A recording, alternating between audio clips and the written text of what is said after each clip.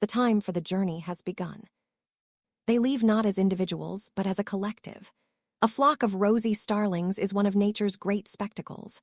As they rise, they move with a single, synchronized mind, twisting and turning in the sky.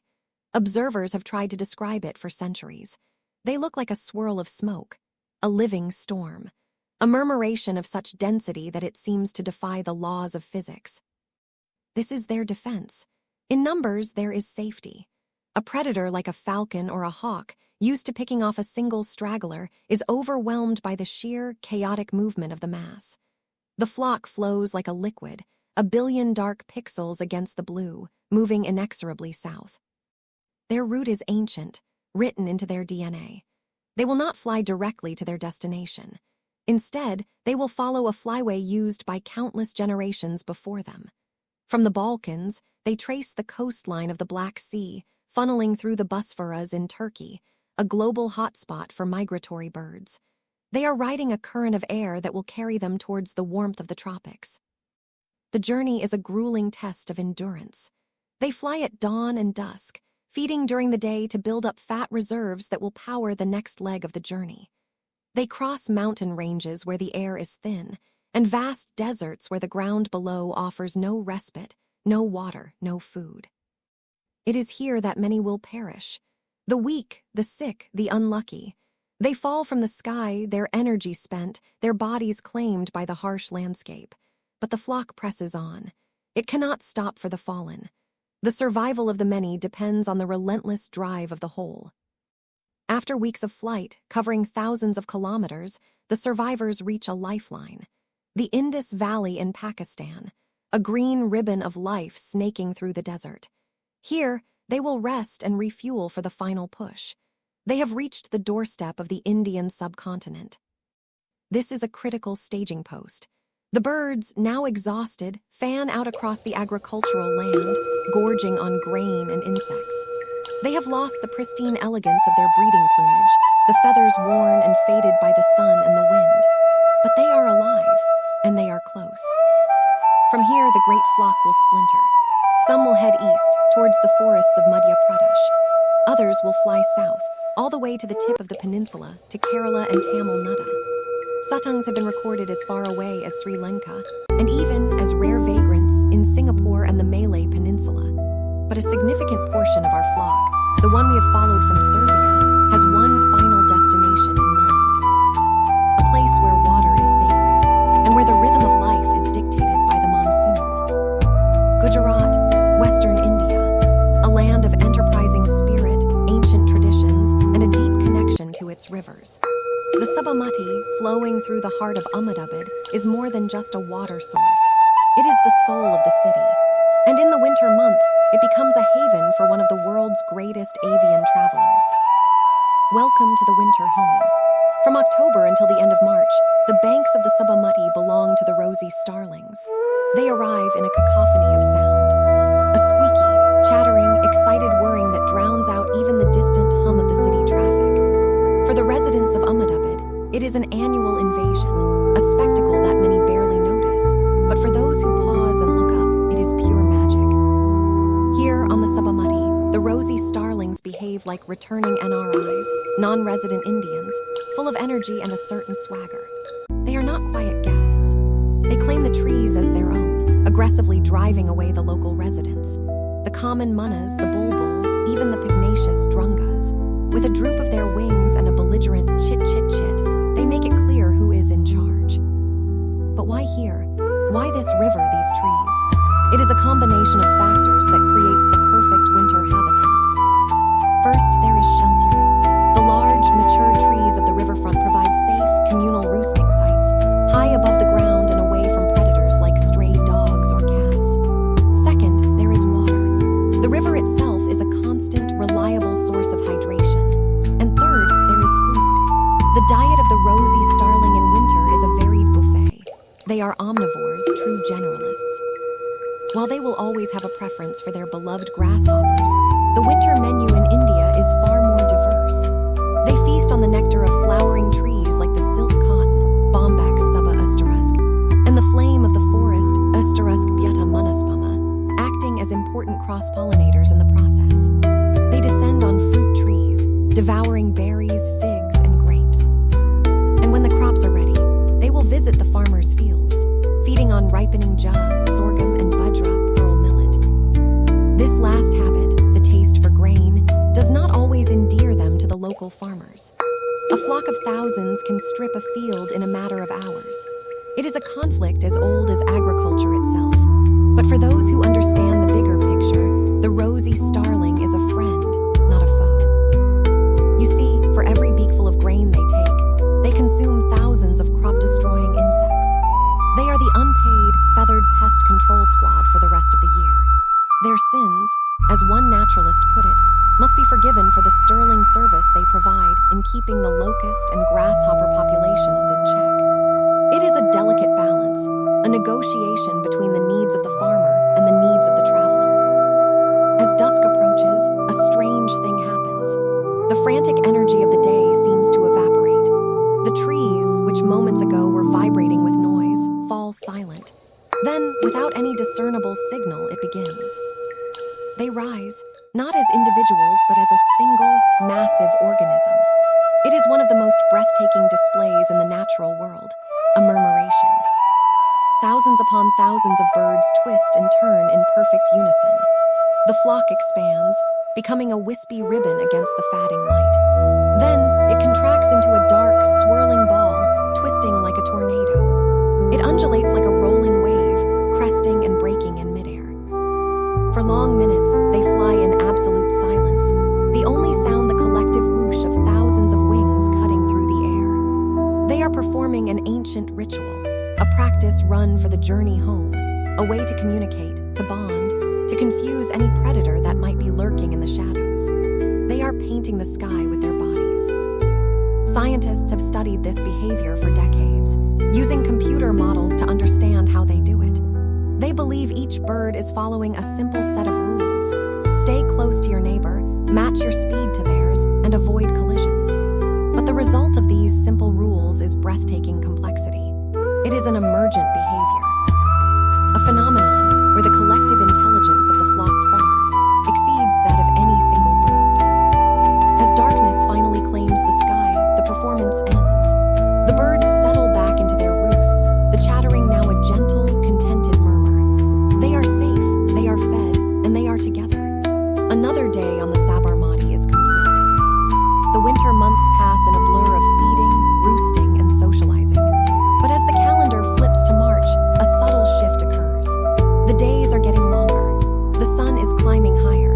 And deep in the genetic memory of the Rosy Starlings, a clock is ticking.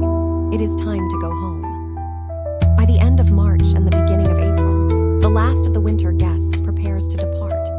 The journey they are about to undertake is the mirror image of the one they made in the fall. But in some ways, it is even more challenging. They must race against time to reach the breeding grounds before the brief window of insect abundance closes. They fly northwest, retracing their steps, over the deserts of Rajasthan, over the Indus again, and into the rugged mountains of Balochistan. They must cross the formidable Zagros Mountains in Iran, and then traverse the vast expanse of the Caucasus. They are flying against the clock, driven by an urgency they cannot explain. Finally, after weeks of relentless flight, they arrive. Home. The steppes of Serbia are once again teeming with life. The grasshoppers are plentiful. The time to breed has come again.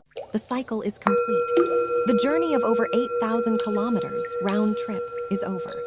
The birds we watched leave as fledglings are now adults, ready to start families of their own. They have successfully navigated two of the most perilous migrations on Earth. They have cheated death, defied the elements, and arrived home to continue their lineage. The migration of the Rosy Starling is one of the great wonders of the natural world. It is a testament to the resilience and adaptability of life on Earth. But this ancient highway is under threat. Currently, the Rosy Starling is classified as a species of least concern by the International Union for Conservation of Nature. Its population is large, estimated to be in the hundreds of thousands, if not millions. But a least concern status is not a guarantee for the future. The primary threat is habitat modification. The steppes of their breeding grounds are being converted to agriculture. stopover sites along their migration route are being developed. The wintering grounds in India are under immense pressure from urbanization and pollution. Climate change adds another layer of uncertainty. The locust swarms they rely on to feed their young are dependent on specific weather patterns. If the rains fail or come at the wrong time, the insects will not emerge. The chicks will starve. This has happened before. In Xinjiang, China, the Rosy Starlings were so successful at controlling locusts that they wiped them out, and their own chicks died of hunger. It is a delicate ecological balance that can be easily upset. And then there is the threat of man. Along their route, particularly in Pakistan and northwest India, Rosy Starlings are hunted. They are considered a delicacy, shot from the sky or trapped in nets. When you hunt a flock, you are not hunting an individual.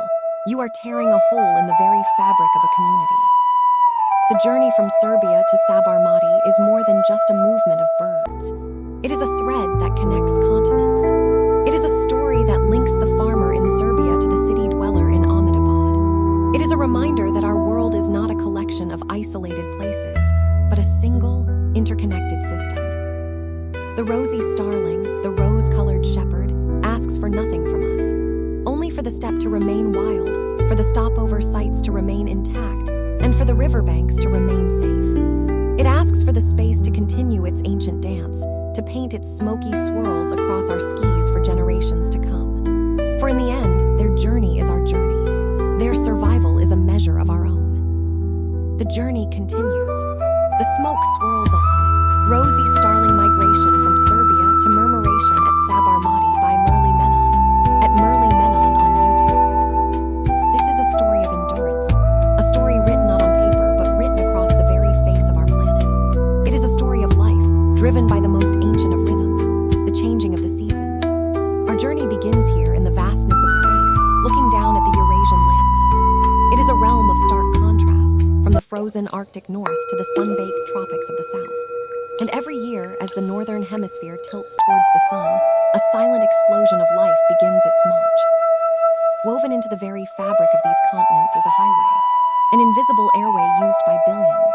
And on this highway, one traveler stands out not for its size, but for its sheer spectacle. We are about to follow a creature that defies its own fragility, a globe-trotter with a flair for the dramatic, embarking on a journey of over 4,000 kilometers. From the scrublands of Eastern Europe to the banks of a sacred river in India. This is the migration of the Rosy Starling. Northern Serbia, the region of Vojvodina. To the untrained eye, it is a quiet, pastoral patchwork of farmland. But in the late spring, as the days grow long and the air fills with the scent of wild grasses, this landscape becomes a nursery. A vast, open-air cradle for millions of newborn lives. Our story begins not with a single bird, but with a city of sound and motion. Tucked away in the crevices of old stone walls, in the abandoned burrows of bee-eaters, and in the rocky scree of hillsides, a colony is coming to life. This is the breeding ground of the Rosy Starling, or as it is known to scientists, Pastor Roseus, the rose-colored shepherd. Unlike their solitary cousins, the common starling, these birds are intensely social. They don't just live in flocks, they exist as a single, pulsing entity. Here, in these cramped, noisy quarters, the next generation of world travelers is being raised. Look closely. The male in his breeding plumage is almost impossibly beautiful. His head is a glossy, iridescent black, and his back and breast are a soft, delicate pink. It is a bold, unmistakable uniform, a declaration of vitality. His bill, a stout, yellow-orange tool, is perfect for what comes next. The female, while similar, is slightly duller, her crest shorter. Together, they form a bond for the season, a partnership dedicated to one thing, capitalizing on a fleeting moment of abundance. The key to this entire enterprise is not the berries or the grain. It is a living, crawling, protein-rich wave of destruction. The locust, the grasshopper. Across the steppes of Central Asia and Eastern Europe, from Serbia to Kazakhstan, the spring thaw brings with it an explosion of insect life. For the Rosy Starling, this is not a catastrophe, it is a feast. Their entire breeding cycle is timed with near-perfect precision to coincide with the mass emergence of Athes orthopterans. For the chicks,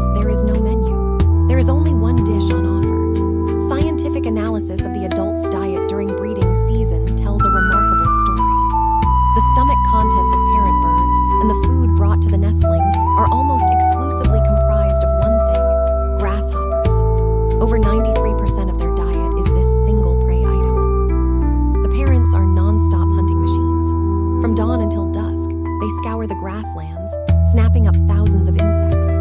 They are the original and most effective biological pest control. In fact, in regions like Xinjiang, China, farmers have learned to harness this power. By building artificial nesting sites, they attract Rosy Starlings, who in turn keep the locust populations in check, a natural alternative to expensive and harmful pesticides. One study showed that in areas where these birds forage, grasshopper densities are 3 times lower than in areas from which they are excluded. Here, in the safety of the colony, the chicks grow at an explosive rate. They are fueled by pure protein. In just over 2 weeks, they transform from helpless hatchlings into fully feathered juveniles. But look closely. They do not yet resemble their parents.